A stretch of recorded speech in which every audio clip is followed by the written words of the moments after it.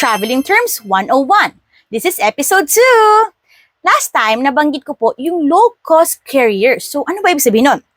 This episode, we will discuss yung types ng airlines. 3 types lang po. The first type is the cargo. Ang cargo, wala siyang pasahero. Meron siyang mga nag-drive o yung mga captain, mga pilot po. So sila, ang cargo, laman nito, yung mga packages po or mga pwedeng malaking kotse or basta kahit anong kailangan i-deliver po. Yun po ang cargo. Second term, low-cost carriers. Ang low-cost carriers po ay mga budget airlines. Sila ay nagbibigay ng usually murang airfare or murang presyo ng pagbili natin ng ticket. Pero dahil mura po siya, karamihan strict po sila like sa baggage, hand carry, sa mga ganyan po. Plus, wala siyang food na automatic, wala rin siyang automatic na pagpili ng chair, hindi rin po automatic yung check-in baggage. Okay, dami ko sinabing terms, i-discuss natin yan sa susunod na video, okay? Ang sample ng mga low-cost carriers ay Cebu Pacific, AirAsia, Hong Kong Express, yung mga yan po.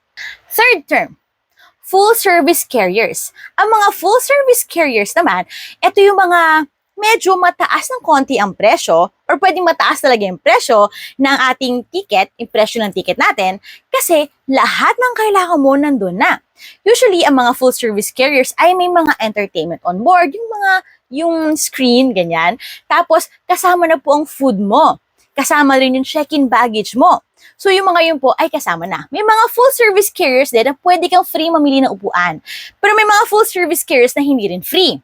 Ang sample ng full-service carriers ay Philippine Airlines, Singapore Airlines, Malaysian Airlines, yan po mga yan. Kapag pumasok ka po sa mga airplane na yan, may unan, may headphones, may mga yan, tapos kasama na yung food mo.